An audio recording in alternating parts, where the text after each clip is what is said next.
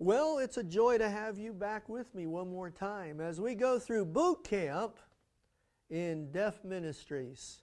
We trust that so far my sessions, as well as the sessions of others, leaders in the deaf world, men with experience in the deaf world, that as you've watched and listened, that you've already picked up a lot of things.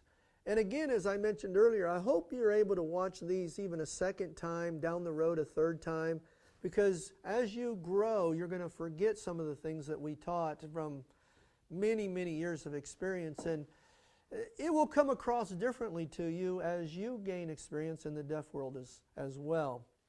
So what are my goals in pastoring the deaf, in pastoring a deaf church, or having a deaf ministry? Today I'm going to be touching on this subject, or dealing with the subject of what my goals are in working with the families, the family members of the deaf, because they all have hearing relatives. How do I go about that? What am I thinking? What's my thought process in relationship to that? Number one, I want to talk about my goals in working with younger deaf parents. Deaf parents who have children that are deaf or hearing. Okay, so what are my goals in working with younger deaf parents? Later I'll be talking about older deaf parents.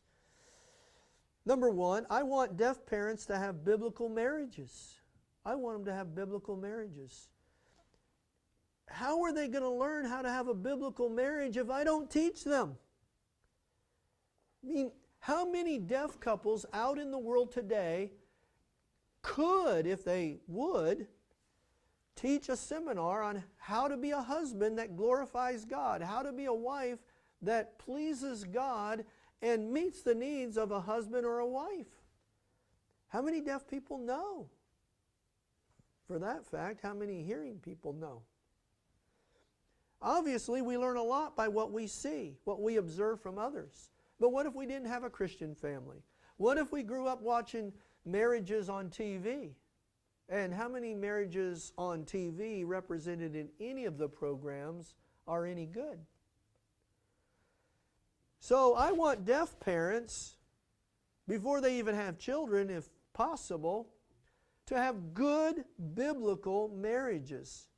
This is not only important for their marriage, it's important for their children, because the character that they carry through in their marriage, patience, humility, temperance, self-control, those types of things, faithfulness, meekness, fruit of the Spirit type of things.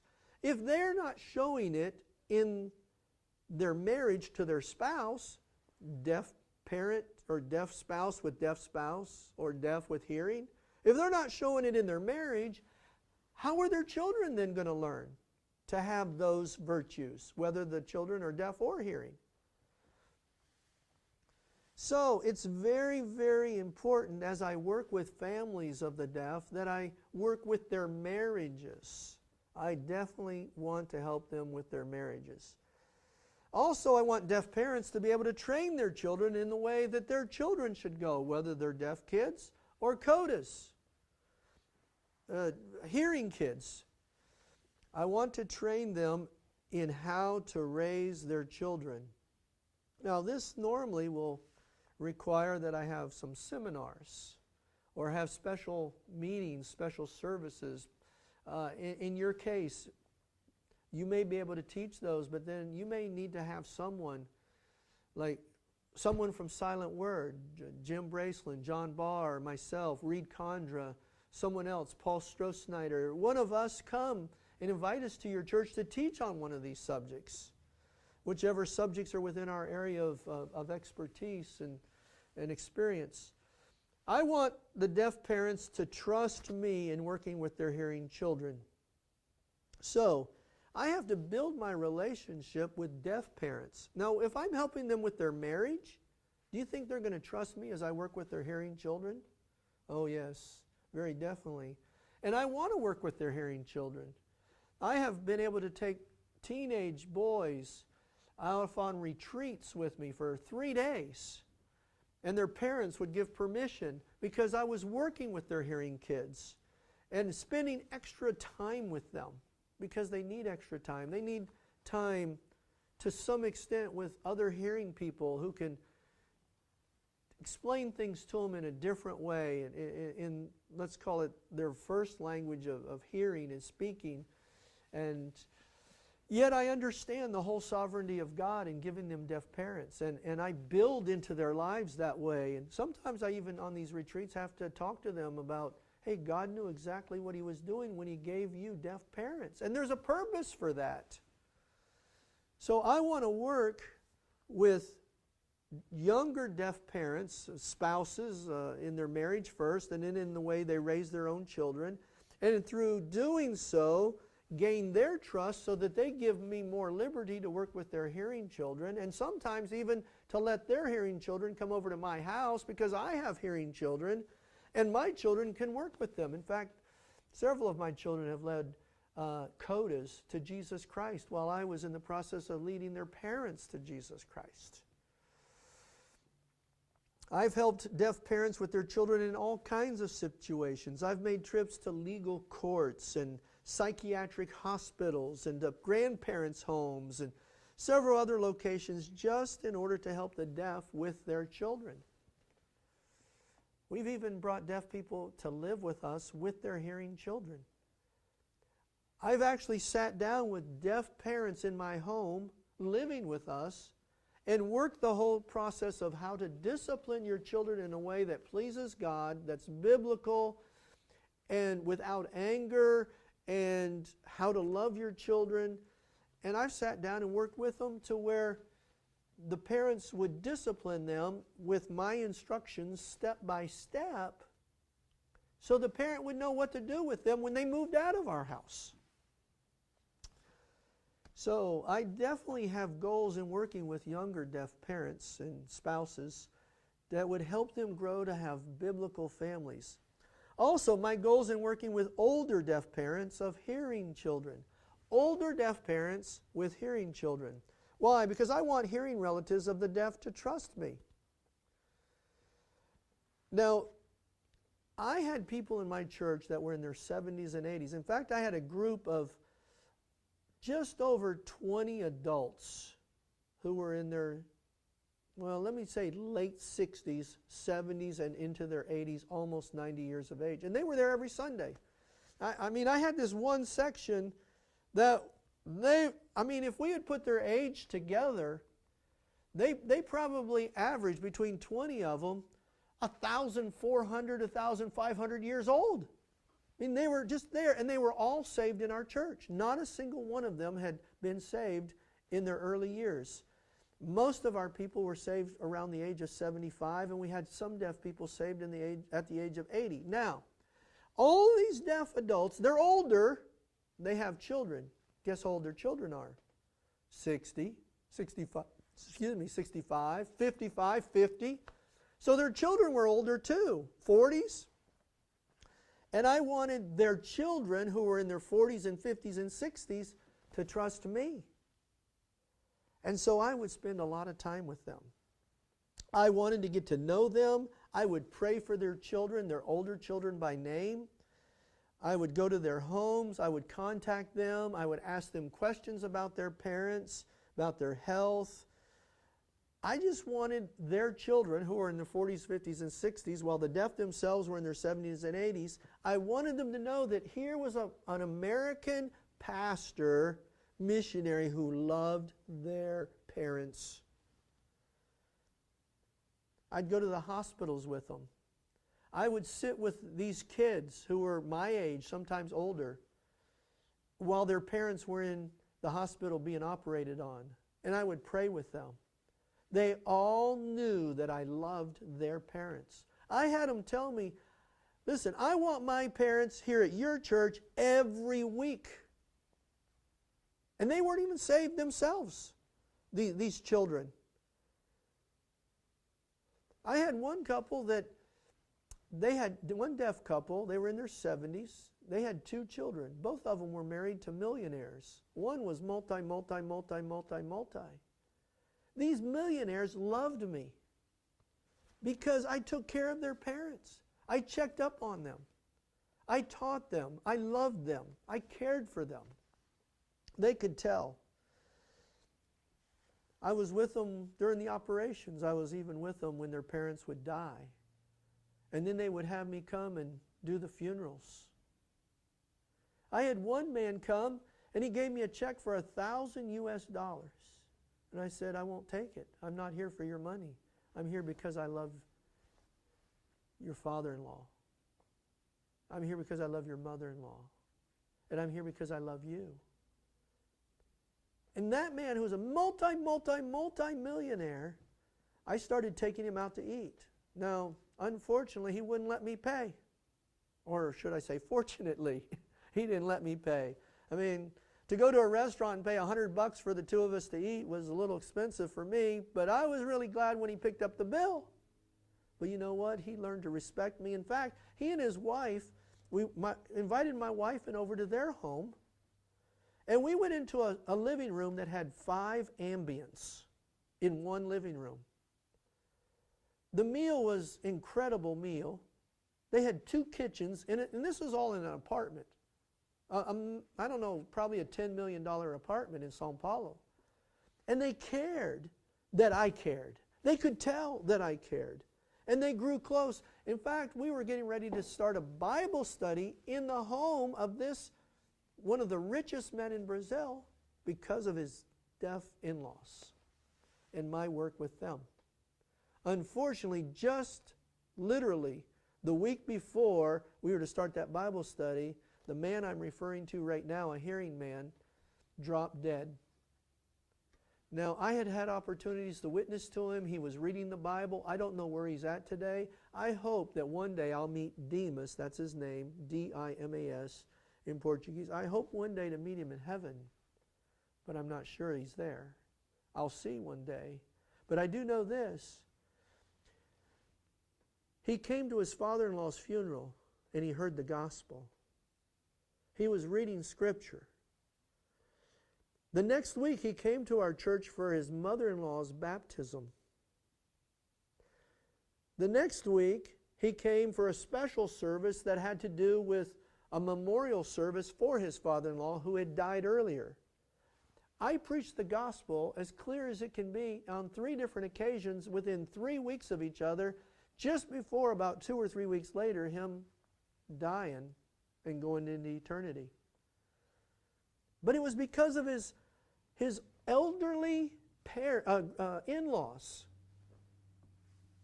that I had the opportunity to witness to Demas so many times and to get close to him before he died. I even visited him in the hospital, sat there by his bed and prayed with him, prayed for him. Hope to see him in heaven one day, but I said all that to say this. When I have deaf people in my church that are elderly, that means they have children that are younger. And whether they're 20 or 30 or 40 or 50 years of age or 60 or 65, I want them to know I love them, I care for them, and I want to see them saved too. The more I go to the homes of the deaf, the more they trust me and the more their families trust me. And I build bridges into the lives of their family members. And I've had many of these family members, many of them come to our church many times. Some of them became members of our church. Some of them didn't become members but would come with their deaf children or hearing and participate in our activities. Some of them even today still have contact with me on Facebook. I also want hearing relatives of the deaf to trust our church. Hearing relatives of the deaf to trust our church. In other words, that's why they would tell me, we want our parents there at your church. Because when they're at your church, they are having a great time. Now, they're not so much interested in their spiritual instruction. They just know their deaf parents who are elderly are in good hands. And they feel safe on Sunday knowing, oh, my parents are at Pastor David's church. How wonderful. And their elderly parents were all saved through our ministry, not one of them went to hell unless they didn't mean what they said when they prayed, but all of them gave fruit to having been saved. I want the relatives to know I care for them. I want them to be able to come to our church. In fact, one of the things I tell them, now get this, I tell all the children of elderly deaf parents, I said, you owe it to your parents to know where they're at on Sunday. You need to know they're with me, but you need to know what we believe, and you need to know what we're doing. So it's up to you to come and make sure that where they're at is a place you trust them to be. And I had them all come. They all came, and more than once, because I wanted them to see our singing, because our deaf would sing. I told you about that in another session, earlier session. I wanted them to sing them singing, and they would look like, whoa, I didn't know deaf people could sing. They saw their parents singing in sign language and with their voices and enjoying it. They saw the preaching. They saw the food and fellowship afterwards, after every service. They saw how we cared for them. They saw how the younger deaf in our church mixed with the older deaf. They saw their elderly parents mixing with another 20 other elderly deaf. And they knew this was a place they wanted their kids. And let me tell you, they trusted me. They trusted me a lot because I would visit them. And they could see by coming to our church what kind of people their deaf parents were around.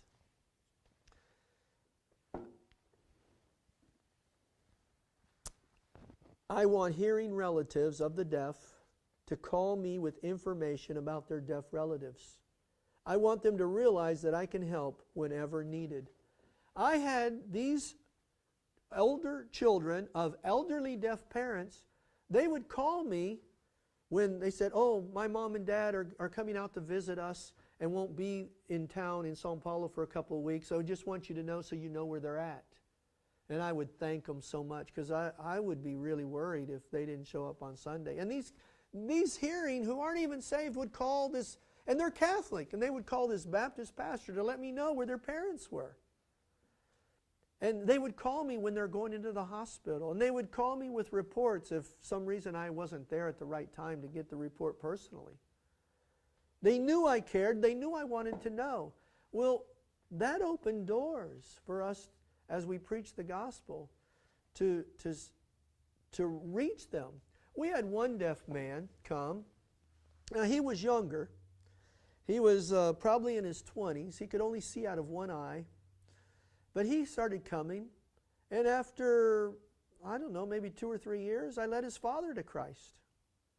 After a period of time, I led his mother to Christ. Then we led his sister to Christ. And the whole family was saved because of this one deaf man in his 20s. And he had to come like 2 hours away. His family, when they'd come with him. And the reason they would come with him was because he couldn't see out of the one eye, and his other eye he only had 30% out of. And he would use a little magnifying glass that was about that long, about like this, and he couldn't see out of the one eye, and he would have to look at me. He'd sit on the very front, right in the middle, as close to me as he could get, and he would follow me like this. And his parents felt like, we've got to take care of him as he rides the subway, and then the bus, and then another subway to get to church. And so they would come with him to protect him from being hit or falling into the subway well and getting run over by a subway car. And they would come and they would sit and they'd listen, and they got saved. I want to reach hearing relatives of deaf people for Christ. Well, that's my goal in working with the families of the deaf, at least some of my goals. I probably could have added a few more stories, but hopefully you get the idea that when I go to reach deaf people, I want to reach everyone.